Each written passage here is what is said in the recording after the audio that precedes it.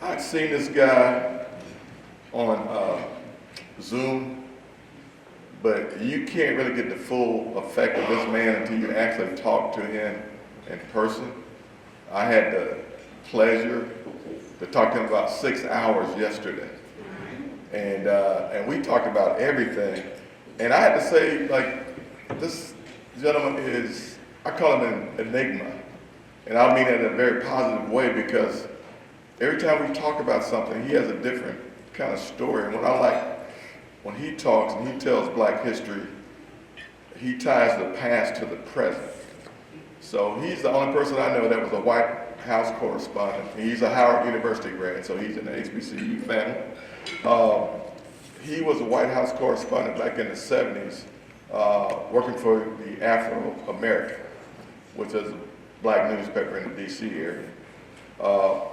He's also currently is a Stillman, and he's a trustee at Stillman College down in Tuscaloosa.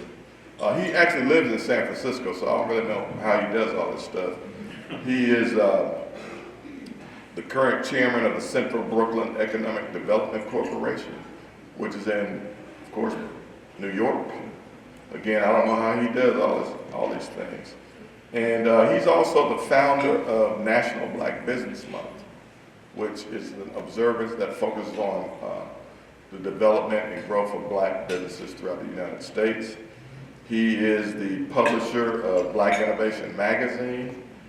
He's the founder of the website blackmoney.com. And like I said, just when you think you have the guy figured out and you're talking to him, he tells you that he's the Senate chairman for the Presbyterian Church USA. So I couldn't cuss in the car after I found out that. So again, he's a very delightful, very great conversationalist. He's one of the few people I probably could talk to him all day. He actually talks more than me. For those, I know some people say that's hard to believe, but he actually does. And so without further ado, I'm going to bring up my good friend, Mr. John W. Templeton. Checks that were just given out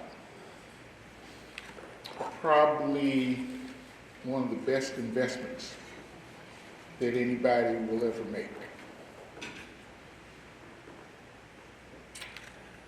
And I would hope that 70 years from now, that we follow these two young people and look at what they accomplished, because we extended the hand of grace to move them forward. I'll give you a couple of examples. How many of you remember Ferguson and Michael Brown? I actually went to the site where that happened. And he was shot down right after he graduated from high school. So we don't know what Michael Brown would have been over the next 70 years. But back in 1947, in that same place, Ferguson, just talking back to me, there was a baseball player named Roy Clay. And the Ferguson police saw him sitting on a porch because he had just made some money cutting lawns. He said, "Boy, don't ever let us see you in Ferguson again." So he didn't go back to Ferguson. But what he did do was become the first Black student to attend a predominantly white university in the South. And he got a degree in mathematics in 1951. So, sends his resume to McDonnell Aircraft. And they call him in because they think, well, he's got a mathematics degree from St. Louis University, he must be pretty smart. And then he shows up. And they tell him, well, we're sorry, but we don't have any jobs for professional Negroes.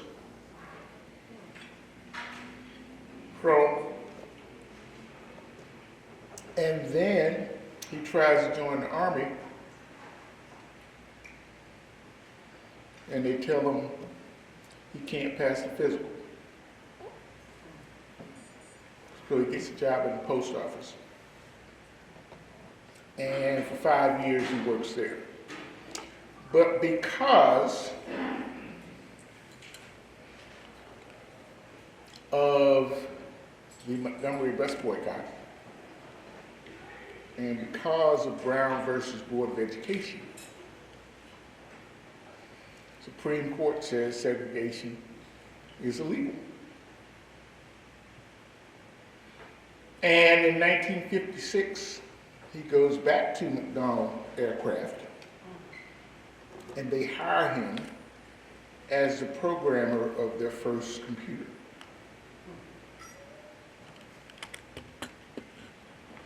So then he comes to Silicon Valley as a programmer for the fastest computer in the world, Lawrence Livermore Labs, in 1958. And in our Journal of Black Innovation special on Roy Clay, we have the paper that he did for the Atomic Energy Commission that is essentially the foundation of computer programming. And so, starts working for Control Data. In 1961 as their manager of COBOL and Fortran. How many of you work with computers? How many of you know what COBOL and Fortran is? Huh? How many of you saw Hidden Figures? Okay. You remember the book that she stole from the library? Okay. About how to do COBOL and Fortran? Roy Clay wrote that book.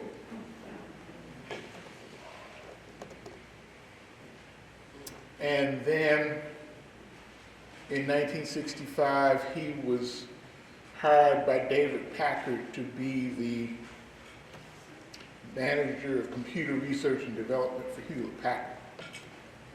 One of his employees was Steve Jobs.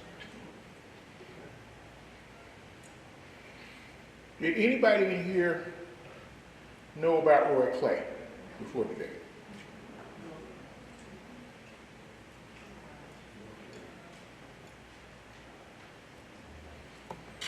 Well, last year we gave our 22nd Roy Clay Technology Pinnacle Award to Gregory Robinson.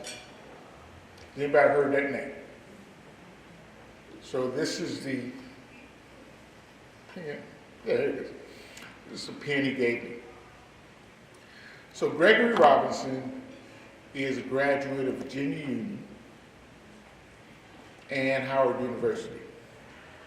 My alma mater. And he was the director of the James Webb Space Telescope, the most ambitious scientific project in human history. And it had 346 points of failure, which means that this project that had taken 20 years had people from 14 countries spent $20 billion. All that would have gone to waste if any of these 340 things happen. And typically, NASA won't launch something unless there is fewer than 3 points like that. But this project involved all those things that couldn't go wrong in order to put that telescope in space. And so, look up James Webb Space Telescope and see all of the discoveries that we've gotten just in the first few months, because all 300 of those points that had to happen did happen. So, it's Black History Month, and as he mentioned, I just happened to have started in January 1976 as my first job out of college as the White House correspondent for the Afro-American. And a couple weeks into it, there's this release from the Ford administration about Black History Month as part of the bicentennial. And I just realized it a couple years ago, but I was the first person to write about Black History Month. And what I did was went up to New York and looked at this little red building where the Schomburg collection of African American history was. And I did a comparison of the funding at all the New York Public Library research libraries and how little was being spent on the greatest collection of Black history in the country. And I did an article for the Afro. And so as a result of that article, 5 years later, they build the current building for the Schomburg Center.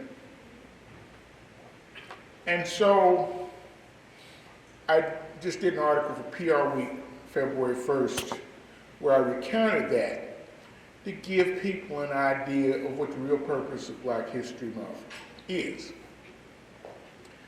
It's not to get together and have a meal.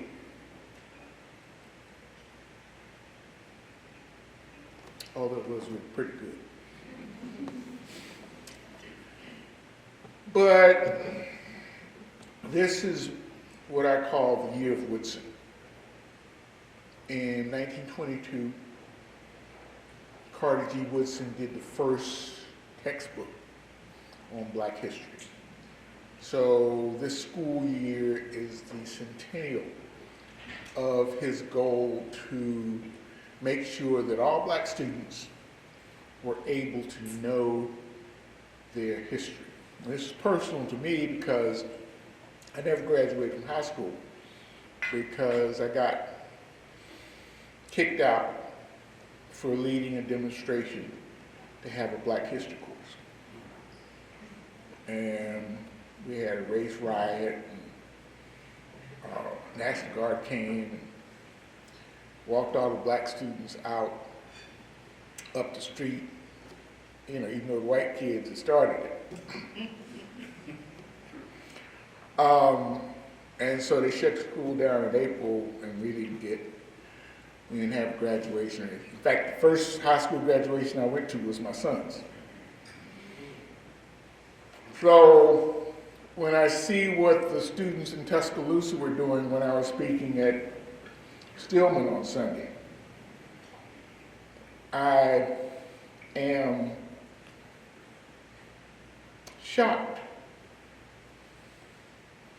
that 50 years later,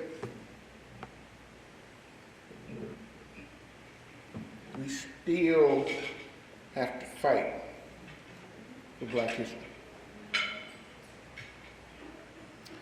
So the message I want to leave you with is that you're probably going to be dealing with this issue on a daily basis. But I want you to understand that African American history is not a burden. It's not a disadvantage. In fact, when we had the first Juneteenth federal holiday, I mentioned to some folks, which has been badly misdescribed. I said, we're not a punchline. We're not a sideline. We're the main act of the opera. So, you need to be able to go into a technology interview and talk about Roy Clay. You need to be able to go down to the Marshall Space Flight Center and talk about the fact that Gregory Robinson, an HBCU double alumnus, ran the greatest project in NASA history. And last year, when we brought him in, we also brought in the top 9 black folks at NASA, including the director of the Johnson Space Flight Center, who's a woman from South Carolina, and the director of the center where Hidden Figures was set, Langdon. It now has a black director, and the director of the Jet Propulsion Laboratory. So you need to know that African Americans have achieved at the highest level in any field of scientific endeavor. And so I want you to leave this room today like the 6 regiments of U.S. colored troops from Alabama, that black history is a privilege, it's a blessing, and it is an anointment from God that you have been able to live the faith of a people who had nothing, who were told that they were nothing, and they put their entire investment in their Creator.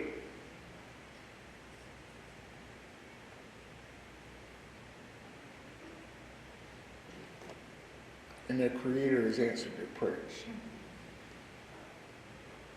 So, no weapon formed against us shall prosper.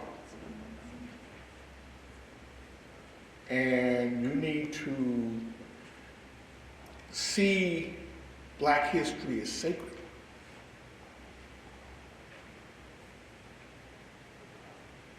There's no archaeological evidence that the Red Sea parted.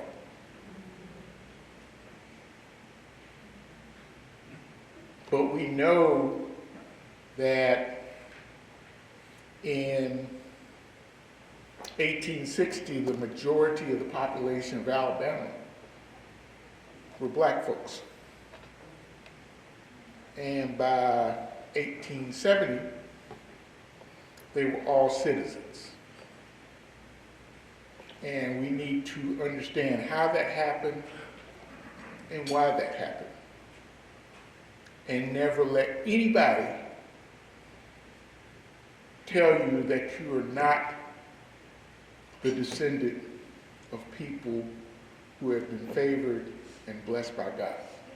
Right. So I thank you for your time, and a couple of announcements I do want to make. The Journal of Black Innovation is opening in April the Dr. T. Nathaniel Burbridge Center for Inclusive Innovation in San Francisco. And Dr. Burbridge was a graduate of Talladega who went to San Francisco and became the first black medical faculty at University of California, San Francisco. And so as we've looked around the country, we have seen that practically every black community was really founded by HBCU medical school alumni. You know, Daniel Hale Williams, you know, in Chicago. So we want to institutionalize that flow of our graduate students in a lot of disciplines into these metropolitan areas, as Michael was talking about. You know, we got all this talent, we have these needs. It's like, well, how do we match the talent and the enthusiasm with addressing the needs? And so I want you to look out and to be ready for the opportunity to come and be part of the greatest wealth creation that's happening in human history. I was editor of the San Jose Business Journal in the late 1980s when Silicon Valley was started. And those folks, they're not any smarter than you. In fact, if I had to pick, you know, I'd go with you guys, right? So it's really about a matter of opportunity, and so I'm real happy to work with Mike and Jerry and Dr. Kelly to have the same spirit of the U.S. colored troops, Corps d'Afrique. It came from Mississippi, Alabama, and Louisiana, and basically took over the Mississippi Valley. And the 25th Corps that cornered Robert E. Lee and took over Richmond. So nobody said to them after 247 years of slavery, well, maybe you should be happy if they just give you a day off. They said, no, we want to be free. And they got 3 constitutional amendments in 5 years. So that's where we need to set our heights, that our ancestors didn't settle, and neither should we. John, before you step away from that mic, and I want everybody to pay attention to this, beyond knowing our black history, can you share with the group the importance of owning our history? Because it seems like other cultures embrace our culture and leverage it, but we don't appreciate it to that point. So can you speak about that in terms of owning our history, what we're talking about in terms of the capitalization of our heritage, and how it does tie into the 14th Amendment, knowing the history? I'm so happy that the president talked about the economic impact of just one game. Yeah. But the fact that the money doesn't flow into our communities. And so we started something called our 10 Plan, you know, with National Black Caucus of state legislators, and U.S. Black Chambers, and National Bankers Association. Because, and it was the year of Ferguson, and I said, you know, when we have these demonstrations and people stick a mic in front of folks and say, well, what do you want? It's blank silence, because we just mad. You know? Something happened to us. You know? So we said, well, we need a 30-second answer of what do we want? And something is tangible that we can measure, so when we get it, we'll know, well, we got what we wanted. And that's part of the lesson of the 14th Amendment. Because after 247 years of being in slavery, when the opportunity arose from the Emancipation Proclamation to serve in the military and win our freedom, folks knew, well, first thing we want is 13th Amendment, end slavery. But then we want the 14th Amendment to make sure we're citizens. And then they realized, well, we can't protect that unless we had the right to vote. So we want the 15th Amendment. And because they knew what they wanted, they got it. And so all of us need to be experts in the 13th, 14th, and 15th Amendments. I mean, that is the greatest accomplishment of democracy in human history.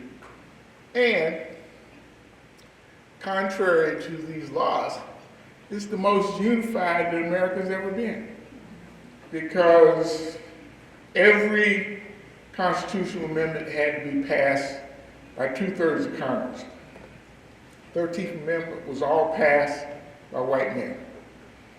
Then you had to have 3/4 of the state legislatures.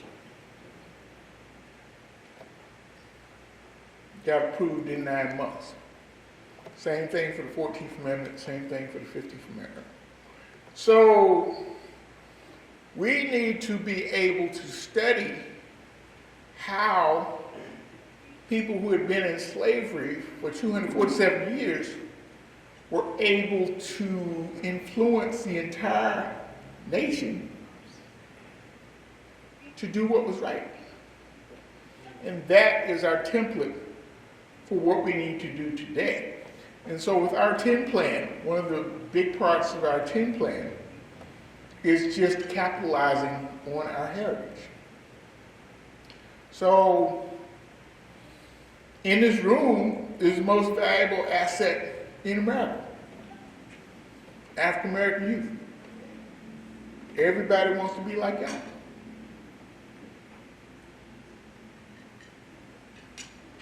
And so, working with the chambers, we're going to make sure that we do National Register nominations for all of our historic black churches, schools, businesses. The brochure is wonderful. And we need to replicate that to make sure that we control the tourism that goes to those sites, that we control the hotels next to those sites. And our children know this history and are able to relate it to their own families. So one of the things we do is we have a network called Reunion, Education, Arts, Heritage. It's 4 hours a day of instructional programming. So it's sort of a false argument, people arguing about the College Board doing a course on black history because the College Board doesn't know anything about African American history. New York Times doesn't know anything about African American history, so you're banning stuff that isn't even relevant to us.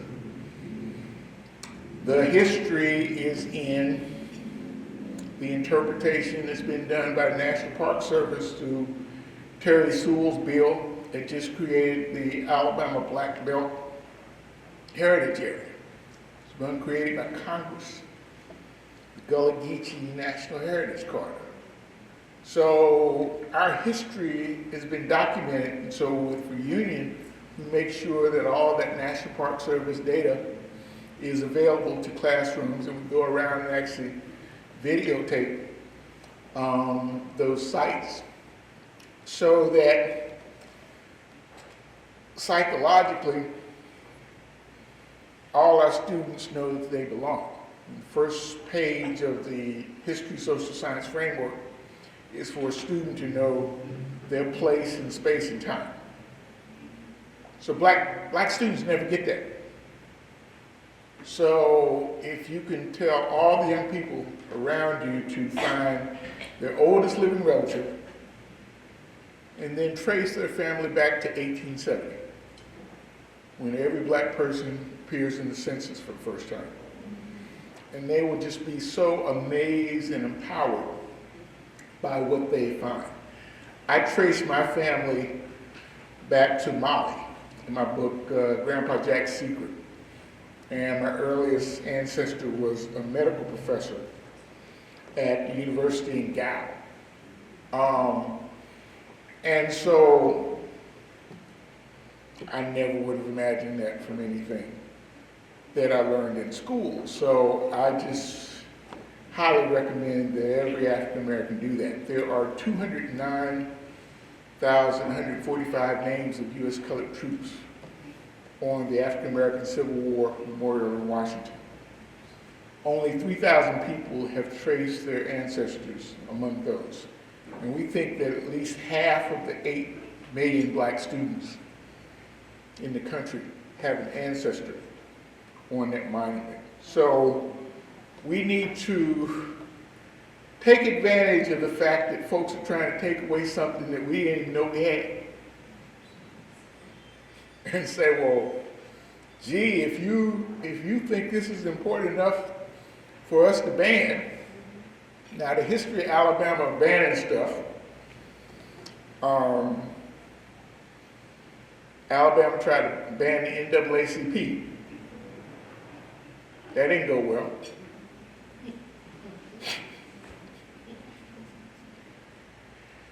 Yeah.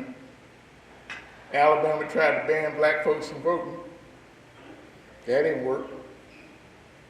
So when Alabama tries to ban something, that must be something we need to do.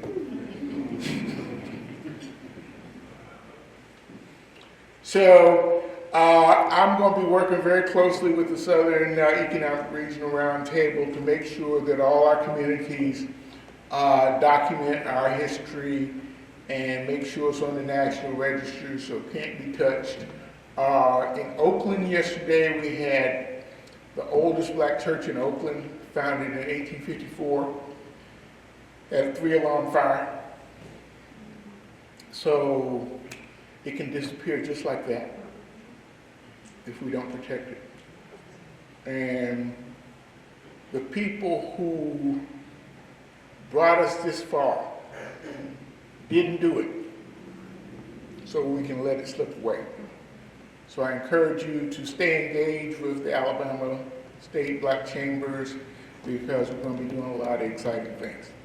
Thank you very much.